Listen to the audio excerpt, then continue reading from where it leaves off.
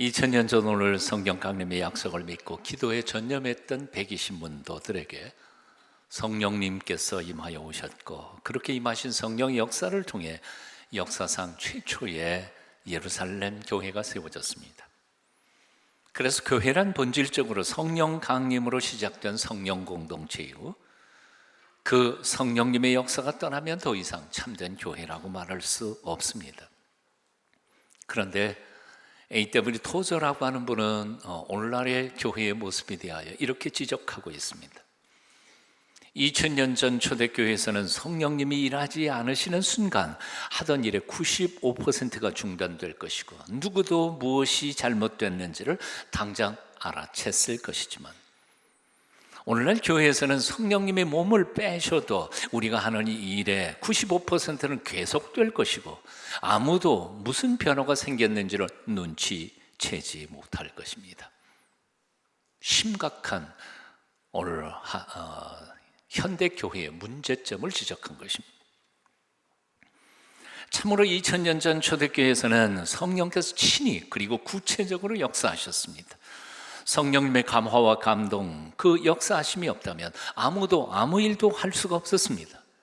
그렇기 때문에 우리의 신앙의 선배들은 매 순간 성령님을 의지하지 않을 수 없었고, 매 순간 성령님의 충만하심과 인도하심을 간절히 기도할 수밖에 없었습니다.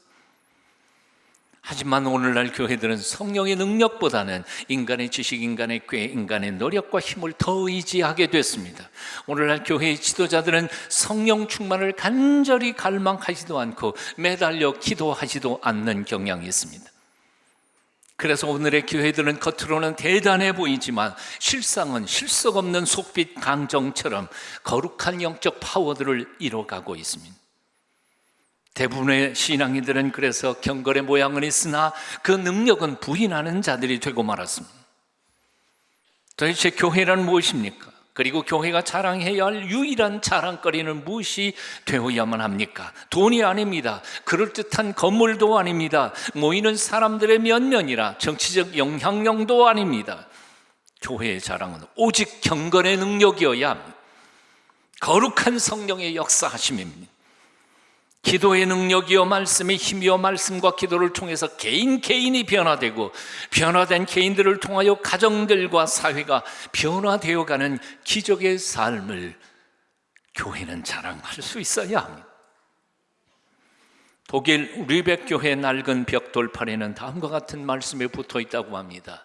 주님은 말씀하신다. 너희는 나를 주라 부르면서 따르지 않고, 나를 빛이라 부르면서 우러보지 않고, 나를 길이라 부르면서 따르지 않고, 나를 슬기라 부르면서 배우지 않고, 나를 부하다 하면서 내게 구하지 않고, 나를 의롭다 하면서 두려워하지 않으니, 그런즉 이제 내가 너희를 꾸짖어도 나를 탓하지 말아라. 지난날 어떤 모습으로 신앙생활을 해오셨습니까? 그리고 오늘은 어떤 모습으로 하나님을 섬기고 있습니까? 혹시 나의 똑똑한 머리, 경험, 상식만 믿고 살고 있지는 않습니까? 그러면서도 오늘도 살아계셔서 우리에게 말씀하시는 주님의 세미한 음성을 들으려고 하는 갈망이나 그리고 노력은 없는 것은 아닙니까? 우리가 가졌으면 얼마나 가졌습니까? 배웠으면 얼마나 배웠습니까? 알면 얼마나 압니까? 목에 힘을 빼야 합니다. 오직 주님의 영만을 갈망하며 그분만을 의지해야 합니다. 내 속에 들어있는 교만의 헛바람물 다 뽑아내버리고 오직 거룩하신 성령님만으로 충만키를 갈망해야 할 것입니다. 그때에 비로소 성령님께서는 우리를 도와주실 것입니다. 우리를 통하여 성령께서 영광 받으실 줄로 믿습니다. 오늘 우리 가운데 오시는 성령님은 어떤 분이십니까? 첫째, 공동체의 영이십니다.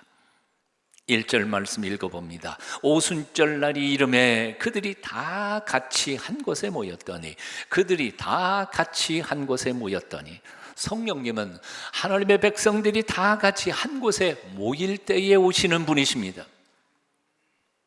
물론 성령님은 우리 각각 한 사람 한 사람을 도우십니다. 죄를 깨닫게 하시고 회개케 하시고 말씀을 통해 우리의 구체적인 인생을 인도하십니다. 성령님이 아니시고는 우리는 우리 자신이 죄인이라는 사실조차도 깨닫지 못합니다. 성령님은 우리의 기도를 도와주셔야 합니다. 우리 모두는 개인적으로 성령님의 감화와 감동과 조명과 인도하심이 절대로 필요한 죄인들입니다. 그럼에도 불구하고 개인적 이 성령님의 체험들은 반드시 공동체 안에서 점검되고 분별받아야만 합니다. 그 이유 때문에 우리는 함께 모여 성령님의 임재와 그 도우심을 구해야 하는 것입니다. 다시 말씀합니다. 성령님은 하나님의 백성들이 다 같이 한 곳에 모일 때 찾아오시고 공동체를 통하여 역사하시고 당신의 뜻을 드러내십니다. 그래서 히브리서 기자는 이렇게 말합니다. 모이기를 패하는 어떤 사람들의 습관과 같이 하지 말고 오직 권하여 그날이 가까움을 볼수록 더욱 그리하자. 모이기를 힘쓰십시다. 함께 모여 함께 기도하고 함께 찬양하며 함께 생각을 나누고 지혜를 모으십시다. 각자 많이 기도하는 것도 중요합니다. 하지만 그것은 오만을 쌓을 수 있습니다. 하나님의 이름 앞에 다 함께 모여 그 거룩한 이름을 부르며 도우심을 구할 때 성령께서는 우리에게 오셔서 우리를 새롭게 하시고 우리를 온전케 해주실 것입니다.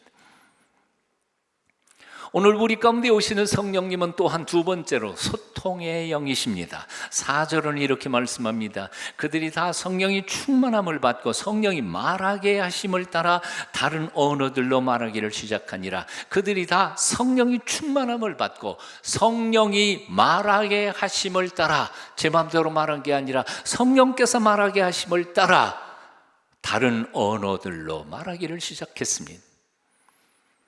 한마디로 말해서 성령 충만한 사람들은 성령께서 말씀하게 하심을 따라 다른 언어들을 말하는 사람들입니다. 외국어를 배워본 적도 없었던 갈릴리 촌놈들이 유창하게 외국어로 설교를 시작했다는 말입니다. 오늘 6절 이하의 말씀을 또 읽어봅니다. 이 소리가 나매 큰 무리가 모여 각각 자기의 방언으로 제자들이 말하는 것을 듣고 소동하여 다 놀라 신기하게 여겨 이르되, 보라, 이 말하는 사람들이 다 갈릴리 사람들이 아니냐? 우리가 우리 각 사람이 난 곧 방언으로 듣게 되는 것이 어찌 됨이냐? 우리는 바데인과 메데인과 엘람인과 또 메소포타미아와 유다와 갑바도기와 본도와 아시아, 부르기아와 밤빌리아, 애굽과 및 구레네에 가까운 리비아 여러 지방에 사는 사람들과 로마로부터 온 나그네 곧 유대인과 유대교에 들어온 사람들과 크레데인과 아라비아인들이라. 우리가 다 우리의 각 언어로 하나님의 큰일을 말함을 듣는도다 하고. 성령 충만하면 변화되는 것이 참 많지만 가장 중요한 것은 입술로부터 바뀐다는 겁니다. 혀가 달라진다는 겁니다. 성령 충만하면 비난하고 저주하던 입술이 축복하고 찬양하는 입술로 바뀝니다. 부정적인 말을 하던 사람들이 긍정적인 말을 하게 됩니다. 심지어는 자기가 배우지 못한 외국어도 하게 된다는 겁니다. 급할 때에는. 2000년 전 오순절을 맞아 전 세계에서 하나님 앞에 경배하기 위하여 순례자들로 사람들이 예루살렘에 모여들었습니다. 하지만 그들은 말이 서로 달라서 같은 하나님을 경배하면서도 서로가 소통할 수 없었습니다. 그런데 성령 충만함을 받은 제자들의 변화된 입술을 통하여 그 모든 이들이 서로 소통할 수 있게 되었다는 것이죠. 나라와 민족과 고향과 출신을 뛰어넘어 모든 사람들이 하나가 되어 한 분 하나님을 예배할 수 있게 되었다는 것입니다. 그렇습니다. 성령님은 소통의 영이십니다. 세상 모든 사람들이 소통할 수 있도록 거룩한 입과 귀를 열어주시는 하나님이십니다. 사랑하는 여러분, 오늘 이 거룩한 성령 강림 주일 아침 성령님께서 저와 여러분의 입술과 혀도 바꾸어 주시기를 기도합니다. 제단 숯불에 되어 거룩해지시기를 원합니다. 부정적인 말만 하던 혀가 긍정적인 말을 하게 되고 비난하고 저주하던 입술이 축복하고 찬양하는 입술이 되기를 바랍니다. 사람이 그 하는 말을 보면 그가 성령 충만한 사람인지 아니면 악령 충만한 사람인지를 알 수 있습니다. 야고보 선생은 초대교회 성도를 바라보며 이렇게 탄식했습니다. 한 입에서 찬송과 저주가 나오는도다. 내 형제들아, 이것이 마땅하지 아니하도다. 마땅하지 않습니다. 예수님께서도 말씀하셨습니다. 내 말로 의롭다함을 받고 내 말로 정죄함을 받으리라. 내가 오늘 하고 있는 이 말이 이후에 하나님의 심판대 앞에서 나를 정죄하든지 아니면 의롭다함을 받든지 둘 중에 하나라는 것이죠. 무서운 말씀입니다. 말 조심해야 합니다. 의견은 다를 수 있습니다. 하지만 근거 없는 소문으로 서로를 비난하는 것은 결코 하나님이 원하시는 것이 아닙니다. 피차 조심해야 할 것입니다. 오늘 아침 저와 여러분의 입술이 성령의 불로 온전히 거룩해지시기를 축원합니다.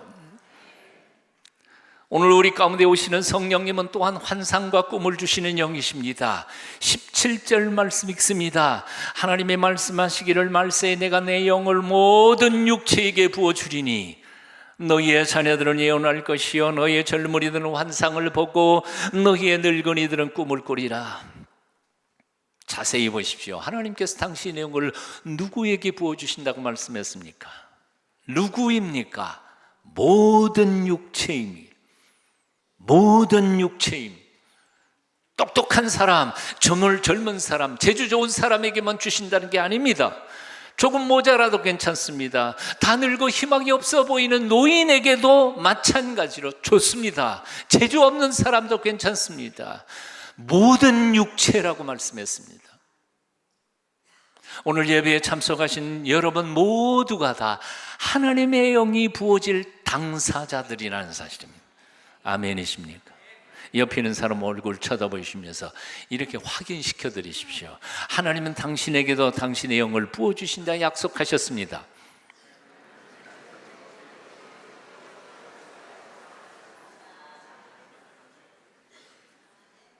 놀라시는 분이 한 분도 안 계시네요.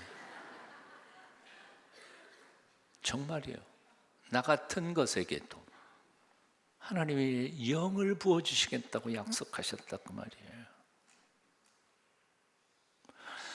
그렇게 하나님의 영이 우리에게 부어질 때에는 어떤 일이 일어납니까? 자녀들은 예언할 것이고 젊은이들은 환상을 볼 것이고 늙은이들은 꿈을 꿀 것이다. 오늘 본문은 이렇게 말씀합니다. 그런데 사실 이 세 가지는 똑같은 현상에 대한 다른 표현일 뿐입니다. 다시 말하면 젊은이들에게 주는 환상과 노인들에게 주시는 꿈과 이런 게 다른 게 아니라 그 말입니다. 자녀들은 예언하지만 부모들은 예언 못한다, 그런 뜻이 아닙니다. 성령으로 충만한 모든 육체들은 이제 장차 환상을 보고 꿈을 꾸고 예언을 하게 될 것이라고 말씀하고 계시는 것입니다. 그렇습니다. 성령께서 임하시면, 성령이 충만함을 받으면 완전히 새로운 세상, 하나님께서 장차 만드실 세상을 바라보며 위대한 꿈을 꾸는 비저너리가 된다고 말입니다. 꿈꾸는 사람이 된다는 말입니다. 여러분 기억하십시오. 우리의 성령님은 꿈을 주시는 분이십니다. 비전을 주시는 분입니다. 하지만 사탄은 그 꿈을 빼앗아가는 존재입니다. 사탄에게 속지 마시기를 바랍니다. 1995년 거의 20여 년 전에 제가 부임해서부터 한 3, 4년 동안 계속 반복했던 말씀이 있습니다. 함께 나누며 기도하며 꿈꾸던 것이 있었습니다. 꿈꾸는 사람들이라는 것입니다. 20여 년 전에 우리의 그 꿈이 바로 지금 눈앞에 열매 맺어 있지 않습니까? 앞으로 20년, 50년을 향하여 우리는 새로운 꿈을 꾸어야 할 때가 됐습니다. 하나님은 우리의 꿈을 주시고 꿈을 이루어 가시는 하나님이시기 때문에 그렇습니다.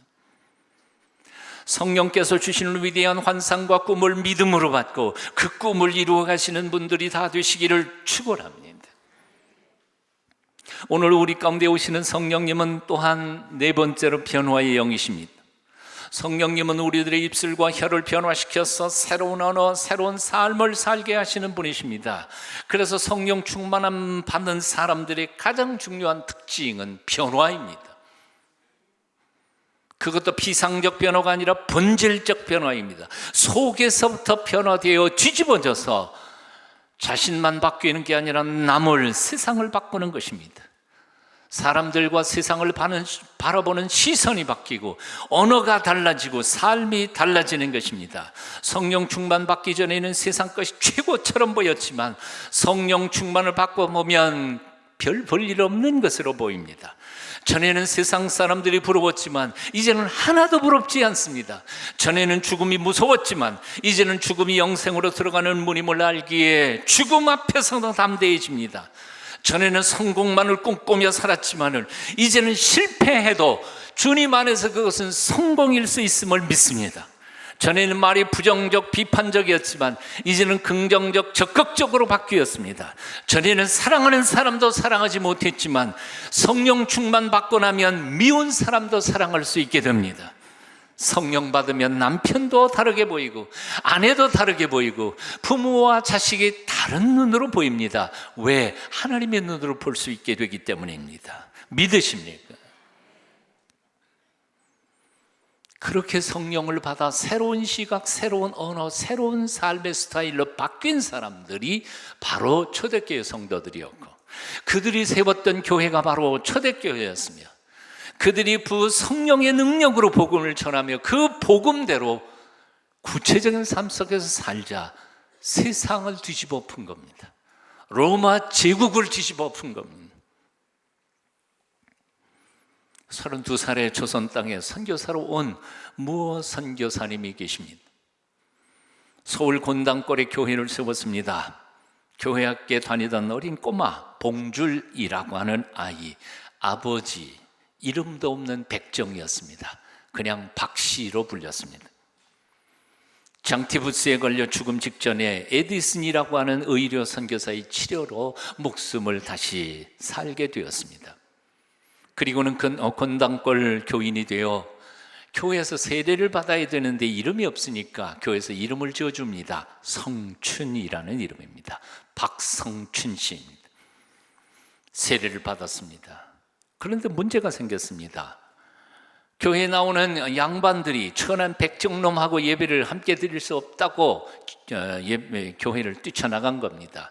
그리고는 그 선교사님하고 협상을 합니다. 저 백정놈 나가면 우리 교회 다시 나가겠습니다. 무어 선교사는 주님의 몸된 교회는 그럴 수가 없다고 거절을 했습니다. 그러자 양반들이 다시 협상을 시작했습니다. 그러면 양반들은 맨 앞줄에 앉고 백정놈은 맨 뒷줄에 앉게 하자고, 그러면 교회 나가겠다고 그랬습니다. 선교사님 그것도 거절했습니다. 그래서 그 양반들은 그 교회를 떠나서 교회를 새롭게 세웁니다. 홍문동 교회라고 하는 교회입니다. 가장 난처해진 사람은 바로 이 백정이었던 박성춘이라는 사람이었습니다. 자기 때문에 교회가 분열됐습니다. 그리고 대다수의 양반들이 교회를 떠났기 때문에 교회가 너무 빈자리가 많았습니다. 그래서 그는 목숨을 걸고 전도를 열심히 하기 시작했습니다. 서울 시내 백정들은 말할 것도 없고 수원에 있는 백정들까지 찾아가서 이렇게 말했습니다. 세상에 백정놈도 사람 대접해주는 교회가 여기 있어. 교회로 오라고. 그래서 수많은 백정들이 곤당골 교회를 찾아 모여들기 시작했습니다. 그리고 교회가 부흥되었습니다. 그러던 중 얼마 안 지나서 나갔던 양반교회, 홍문동 교회 교인들에게 어려움이 생기기 시작했습니다. 그러면서 자신들의 잘못을 뉘우치고 회개하고 돌아와 곤당골 교회와 홍문동 교회가 합쳐서 1898년에 오늘의 승동교회가 되었습니다. 몇 년 뒤에 백정이었던 박성춘 씨가 그 교회의 장로가 됩니다. 그리고 얼마 지나지 않아서 왕족이었던 이재영 씨도 장로가 되었습니다. 승동교회는 당시로서는 상상도 못할 일, 왕족과 양반과 백성이 다 예수 그리스도 안에서 한 형제가 되어 아름다운 교회를 세워갑니다. 110년 전에 이 땅에서는 상상도 못했던 사회적 개혁, 혁명적인 사건이 일어난 것입니다. 어떻게 그런 일이 가능했습니까? 사람이 한 게 아닙니다. 제도 개혁이나 구호나 의식 교육으로 된 것도 아니었습니다. 성령께서 사람들의 생각을 바꾸고 마음을 하나로 묶어 주신 덕에 100여 년 전에 이 땅에 진정한 사회 개혁, 세상이 바뀌는 일들이 일어났던 것입니다. 그렇습니다. 성령님은 우리를 새롭게 하시는 변화의 영이십니다. 성령님은 우리를 깨끗게 하시는 거룩한 영이십니다. 공동체의 영이요, 소통의 영이요, 꿈을 주시는 영이요, 변화의 영이십니다. 다시 말해서 성령님은 우리를 온전케 하시는 전능하신 하나님이십니다. 그분이 오시면 죽었던 땅에 생명의 씨앗이 움트고 마른 가지에 싹이 납니다. 그분이 임하시면 우둔한 머리가 지혜를 얻고 강팍한 마음에 따뜻한 사랑의 역사가 일어납니다. 믿습니까? 믿으셔야 합니다. 성령님이 돌아가신 게 아닙니다. 성령님이 임하시면 혁명이 일어납니다. 개인도 바뀌고 바뀐 개인들을 통하여 가정도 교회도 달라지고 세상도 달라집니다. 교회는 좋은 생각을 가진 사람들이 벌이는 사회개혁운동이 아닙니다. 교회는 살아계신 하나님이 이기적인 인간, 자기중심적인 인간, 세속적 인간, 탐욕적 인간들에게 임하셔서 그들을 뒤집어 엎어 깨끗하고 정결한 하나님의 백성으로 변화시켜서 그들을 세워 가시는 성령 공동체인 오늘 이 아침 우리의 고집을 버리십시다. 이기심을 버리십시다. 어줍지 않은 지식 경험 다 내려놓고 마음을 비워놓고 살아계신 하나님 앞에 온전히 엎드려 기도하며 은혜를 구하십시다. 성령께서 우리 가운데 임하실 것입니다. 우리를 붙잡아 주실 것입니다. 우리를 통해 기적을 행하실 것입니다. 찰스 웨슬레는 이렇게 기도했습니다. 오 위로부터 오시는 이시여, 내 초라한 마음의 제단 위에 성스러운 사랑의 불꽃을 붙여주실 하늘의 불이시여, 당신의 영광을 위하여 꺼지지 않는 불꽃으로 내 마음에 불타오르소서. 예수 그리스도시여, 당신을 위하여 일하고 말하고 생각하도록 나의 마음을 주관하소서. 나로 거룩한 불을 지키게 하시고 내 안에 당신의 은사를 부릴 듯하게 하소서. 당신의 온전하신 뜻을 따르며 살도록 죽는 날까지 당신의 끝없는 자비를 내게 내려주시옵소서. 오늘 이 기도가 여러분의 기도가 되시기를 축원합니다. 기도하겠습니다. 거룩하신 성령님이시여, 오늘 여기 모인 우리의 모두의 심령 안에 임하여 주시옵소서. 이 제단에 변화와 새로운 꿈과 비전을 주시고, 그래서 다시 한 번 더 세상을 아름답게 만들고 이웃들을 행복하게 만들며 마침내 하나님을 기쁘시게 해드리는 아름다운 사람들로 주 앞에 드려지게 하옵소서. 예수님 이름으로 기도합니다.